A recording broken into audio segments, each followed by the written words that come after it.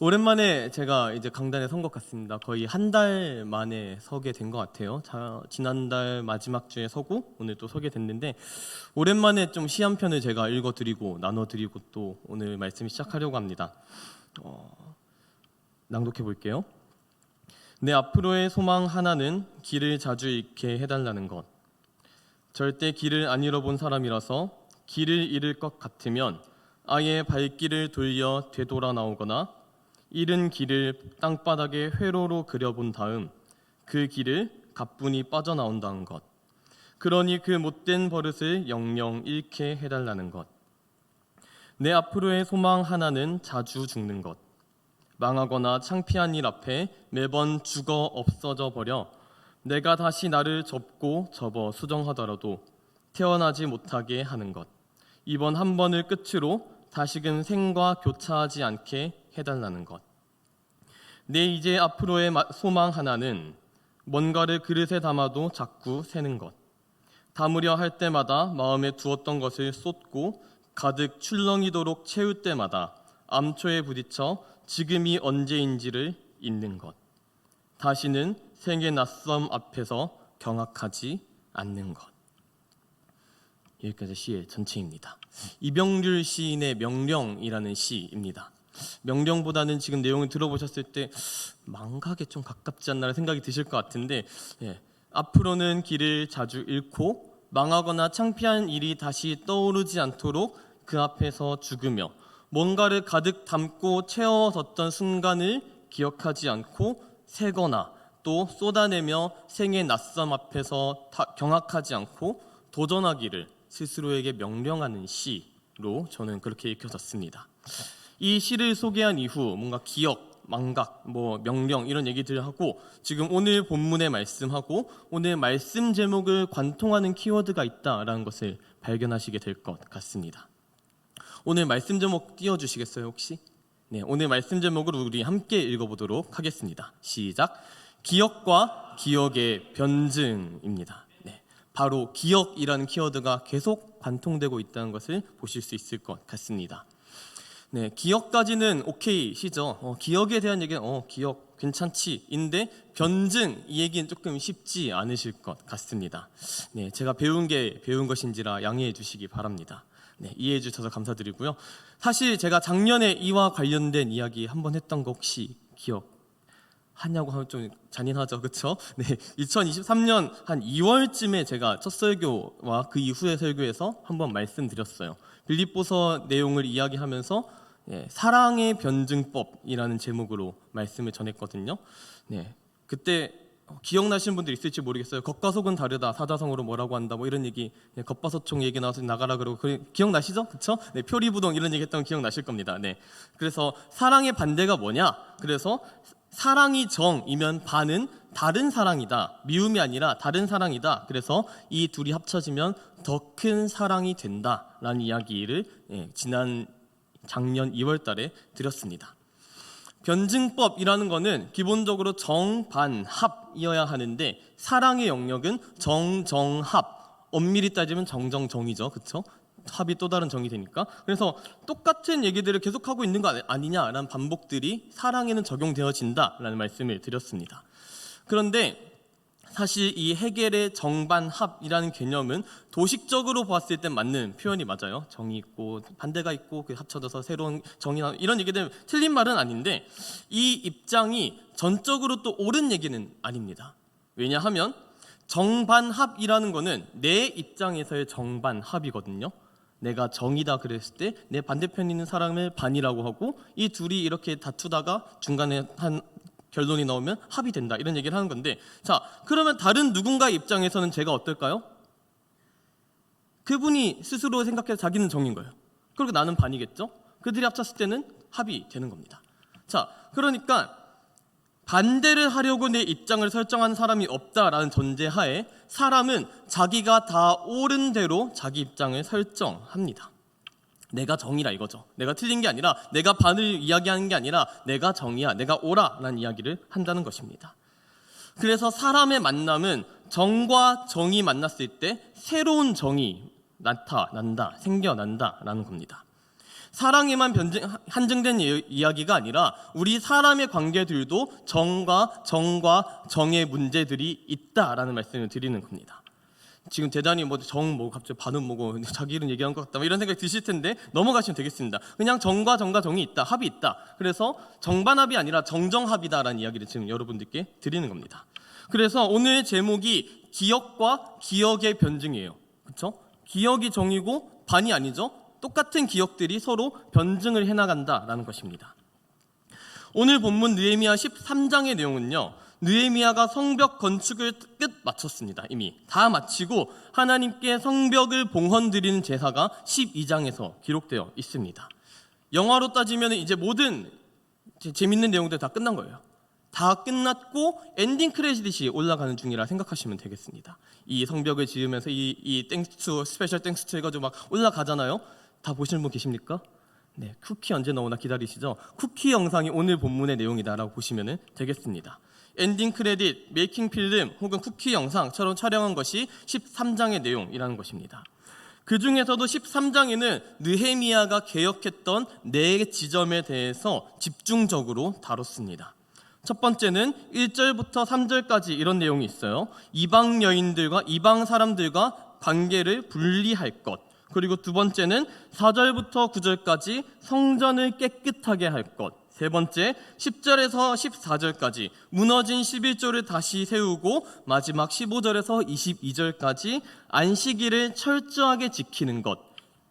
이 4가지 포인트, 이 4가지 지점을 개혁해 나가면서 이 개혁의 중심에는 2가지 기억이 혼재되어 있는 것을 발견하게 됩니다. 함께 읽었던 14절의 말씀은 이 개혁, 4가지 개혁 중에서 3가지 일을 행한 후에 느헤미야가 하나님께 간구하는 기도를 드린 것입니다. 제가 세번역 버전으로 오늘 본문을 다시 한번 읽어드릴 때 눈으로 따라 읽으시면 좋을 것 같아요. 하나님, 내가 한 일을 기억하여 주십시오. 하나님의 성전을 보살핀 일과 예배를 드릴 수 있도록 정성껏 한 이 일을 잊지 마십시오. 하나님의 성전을 보살피고 예배를 드릴 수 있도록 행했던 일을 간략하게 살펴보면 앞에 4절부터 시작이 됩니다. 이전에 우리 하나님의 전의 방을 맡은 제사장 엘리야십이 도비야와 연락이 있었으므로 라고 4절부터 시작되어져요. 혹시 엘리야십이라는 사람의 이름을 이미 이전에도 들었던 기억이 나실 것입니다. 혹시 어떤 사람인지 기억하냐고 하면 그렇죠. 네, 양문을 건설하던 사람이에요. 이 문들을 건축하던 사람들 중에서 가장 먼저 그 성벽문을 건축했던, 양문을 건축했던 사람이 이 엘리야십이라는 사람입니다. 제사장의 반열에 들어간 사람이었어요. 그리고 이 사람이랑 같이 있으면 안 되는 사람이 이름이 등장하죠. 누구죠? 암몬 사람 도비야 씨가 등장합니다. 그렇게 느헤미야를 괴롭히고 이스라엘 백성들을 괴롭혀왔던 도비야 씨가 맞습니다. 1절에 따르면, 오늘 13장 1절에 따르면 암몬 사람과 모압 사람은 영원히 하나님의 총회에 참석하지 못한다라고 기록되어 있거든요. 그런데 이 도비야 씨에게 대제사장 엘리야십이 성전에 있는 방 하나를 내어줬다라고 기록되어 있습니다. 그런데 그 방이 어떤 방이냐면 5절에 따르면 곡식 제물과 유향과 성전에 그릇을 두고 레위 사람들과 노래하는 사람들과 성전 문지기들을 위해 11조로 거둔 곡식과 새 포도주와 기름과 제사장들에게 주는 제물들을 두던 방을 우리 도비야 씨에게 주었다라고 되어 있습니다. 이 모든 일이 언제 일어났냐면 느헤미야가 예루살렘을 비우고 왕을 아련하러 갔을 때 한 9년 정도 있던 사이에 일어났던 일이었습니다. 그 제산물이 쌓여야 하는 곳에 이상한 사람이 들어가서 새를 살고 있으니 그 제산물이 들어간 장소들은 점점 더 피폐해질 것이 당연했습니다. 느헤미야가 예루살렘으로 돌아와 보니 성전에 있어야 했었던 것들, 유향과 곡식 제물과 성전의 그릇들이 지금 성전에 있는 것이 아니라 밖에 나동그라져 있는 것들을 발견하게 됩니다. 그 물건들이 있어야 할 자리에서 하나님의 총회에 참석해서는 안 될 도비야 씨가 뚜벅뚜벅 걸어 나온 것을 보게 된 것입니다. 우리 느헤미야 씨가 어떤 기분이었을까요? 가만히 있을 수 없죠. 엎어버립니다. 대노한 느헤미야가 내 눈에서 저 사람과 관련된 모든 것은 없게 하세요 하면서 집을 싹 청소해버립니다. 집 청소를 말끔하게 했다는 내용들이 오늘 본문 13장의 8절에서 9절에 기록되어 있습니다. 이렇게 성전을 청소하고 있는데 혼자 하니까 힘들겠어요? 안 힘들겠어요? 피곤하겠죠? 집을 원래 다스려야 하는 애들이 어디 갔지? 하고 보니까 원래 성전을 지켜야 하는 사람들, 원래 성전을 관리해야 했었던 레위 사람들이 보이지 않는 겁니다. 레위 사람들은 원래 성전을 섬기기로 작정된 사람들이거든요. 그래서 365일 성전에 거주하면서 성전을 돌봐야 하는 사람들이니까 다른 일은 못하는 사람들입니다.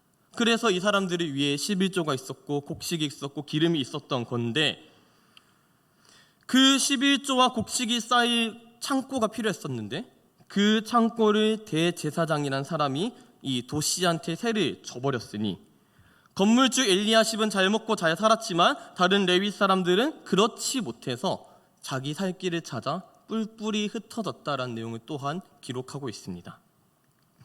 이스라엘 백성들이 11조를 안 낸 것 아닌가, 헌금 생활을 열심히 안 한 거 아니에요? 라는 의문이 들 수 있겠지만 그렇지 않습니다. 12장 44절을 보면 이렇게 기록되어 있어요.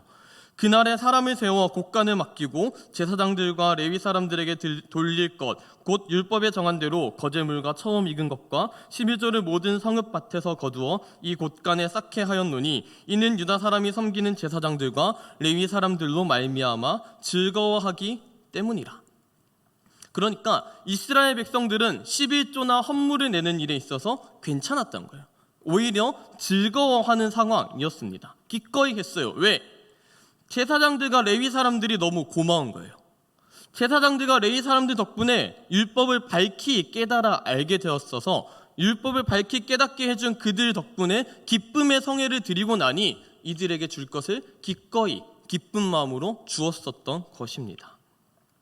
그들의 수고와 헌신에 감사하는 마음으로 원 목적대로 쓰이는 이 11조를 기뻐했다, 기쁘게 드렸다라는 것입니다.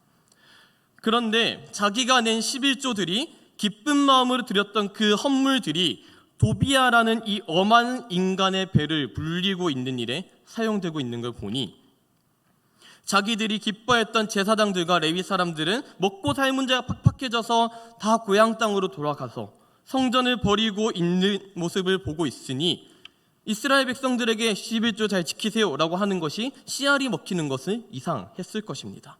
안식일을 제대로 지켜라, 11조를 제대로 지켜라 라는 이야기를 하기 이전에 먼저 이 기쁨이 회복될 필요가 있었다는 것입니다. 에스라의 개혁이 회개와 결단을 촉구하는 뜨거운 개혁이었다고 한다면 느헤미야의 개혁은 있어야 할 자리에 있지 않은 것을 있어야 할 자리로 정상적으로 옮긴 개혁이었습니다. 그래서 성전을 청결하게 했고 그 자리에 원래 있어야 했던 곡식과 포도주와 기름의 11조를 돌려놓은 겁니다. 그렇게 개혁할 수 있었던 근거는 이스라엘 공동체에 각인되어 있던 기억이었습니다. 이전에는 수탈하던 이웃들에 대한 분노 때문에 부르짖으며 눈물 흘렸던 이스라엘 백성들의 눈물이 말씀을 듣고 우는 눈물로 변화되었던 기억에 호소했습니다. 율법을 깨닫고 굵은 배옷과 먼지를 뒤집어 쓰며 심지어 자기의 조상이 저질렀던 죄까지 자신의 죄로 자백하며 우리의 배신에도 불구하고 하나님께서는 나를 기다리셨구나, 하나님의 순도 100% 선하심을 고백했던 그 기억, 눈물 흘렸던 그 자리를 기쁨으로 바꾸셨던 그 성막절의 기쁨, 초막절의 기쁨의 기억으로 이 개혁들을 단행해 나갔습니다. 이어서 이방 여인과 통혼하여 그들의 풍습을 따라가는 것, 안식일을 온전히 지켜나가라고 이야기하는 개혁의 과정에서도 이스라엘 백성들에게 공통적으로 각인되어 있던 기억을 바탕으로 느헤미야는 개혁을 이어갔습니다. 여기에서 소환되었던 기억은 이스라엘 백성들이라면 가장 영광스러운 시기로 기억할 수 있는 솔로몬 시기를 예로 들었습니다. 26절의 말씀을 제가 세 번역으로 읽어드리겠습니다. 이스라엘 왕 솔로몬이 죄를 지은 것도 바로 이방 여자와 결혼한 일 아니요, 어느 민족에도 그만한 왕이 없었소. 그는 하나님의 사랑을 한 몸에 받았으며 하나님은 그를 온 이스라엘의 왕으로 삼으셨소. 그러나 그마저 죄를 짓게 된 것은 이방 아내들 때문이요. 이렇게 기록이 되어 있었어요. 그렇게 당신들이 기억하던 과거의 영광, 그 끝판왕 솔로몬 왕이 죄를 범했던 것, 그 죄를 범했던 것이 이방 여인을 만났던 것이다. 그것은 죄다라고 오늘 본문은 기록하고 지적하고 있다라는 것입니다.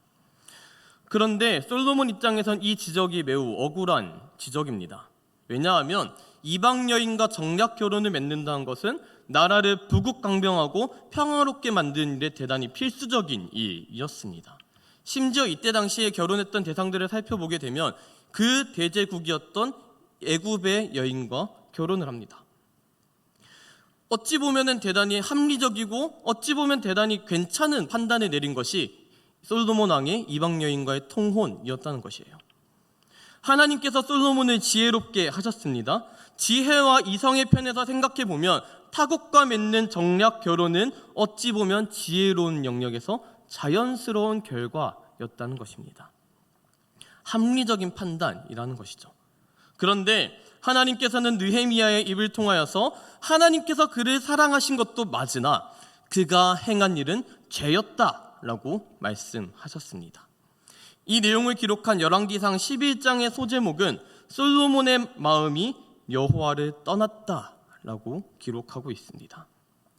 그러면서 동시에 이방의 많은 여인을 사랑했다라는 내용을 담고 있습니다. 이방 여인을 많이 사랑했음보다 먼저 있었던 문제가 뭐였냐? 하나님으로부터 마음이 떠났었던 것이 문제였다라고 지적하는 것이죠. 그 지혜롭던 솔로몬이 왜 실수를 합니까? 갑자기 치매에 걸린 것도 아니었고, 갑자기 멍청해져서도 아니었고, 군대가 없어져서도 아니었으며, 갑자기 흉년이나 전염병이 돌아서도 아니었습니다. 나쁘다고 할 만한 조건은 단 하나도 없었습니다. 그런데 지혜의 근본이신 하나님을 사랑할 때는 이 솔로몬은 누구보다 지혜로웠습니다.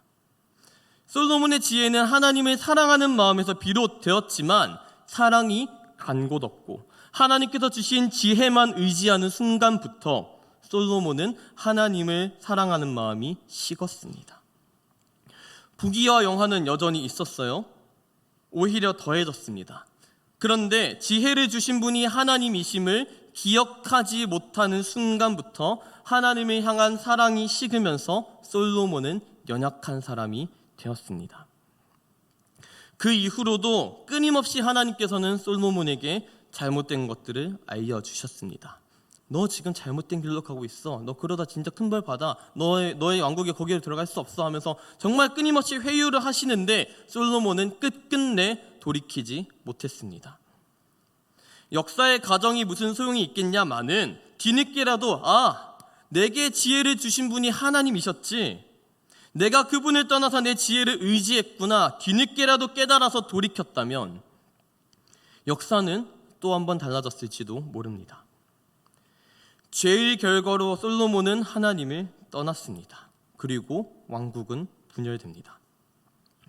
이쯤 되면 완전히 망했다, 끝나버렸다 할 법도 한데 그럼에도 하나님께서는 이스라엘 백성들의 손을 끝까지 놓지 않으시고 그 기억을 딛고 너의 배신했던 그 과거들을 딛고 일어나 하나님께로 돌이키기를 기다리고 계셨습니다.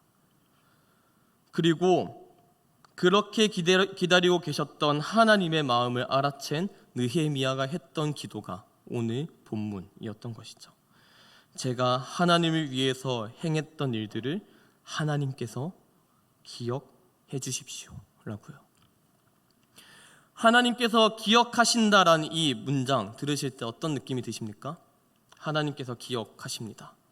하나님께서 기억하신다. 우리가 어떤 입장에 있는지에 따라 이 문장이 뉘앙스가 확확 바뀝니다.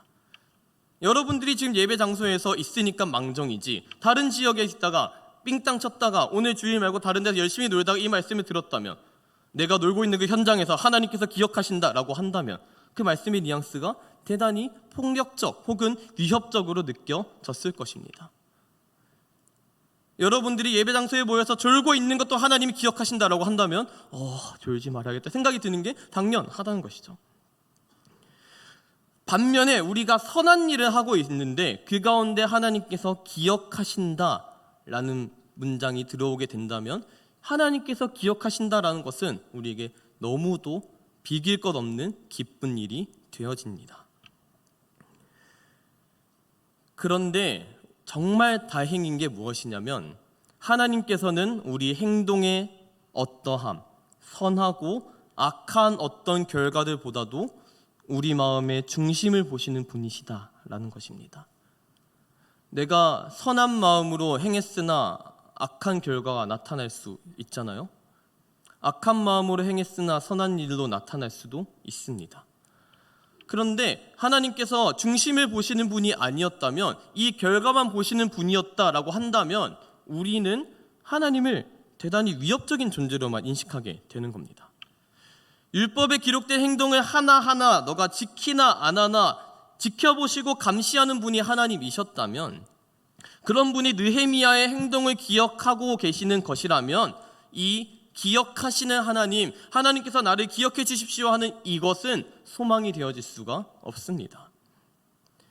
에스라 느헤미야에서 정말 전무후무하게 초막절을 지켰던 이 사건, 이 직전에 등장했습니다. 초막절을 지키며 하나님 말씀의 율법을 깨달아서 자기 죄들을 정말 자복하며 나아가서 회개했던 이 초막절은 전무후무했습니다. 그 초막절 사건에서 가장 중요했던 것은 율법을 잘 지키자, 이방 사람들을 쫓아내자가 아니었습니다. 죄를 자복하고 눈물 흘리며 회개했던 부흥 집회 사건에서 가장 중요했던 것은 하나님께서는 신실하시다. 그 신실하신 하나님이 약속을 지켜 나가셨는데 우리는 불순종 때문에 고난 받았던 것들이었다. 우리가 이 불순종의 길에서 돌이켜 죄의 내용을 고백하며 회개하자라는 것이 이 초막절의 가장 중요한 메시지였다는 것입니다. 그런데 이 행동만을 전수받았던 그 이후에 바리새파의 이야기는 우리가 이미 잘 알고 있습니다.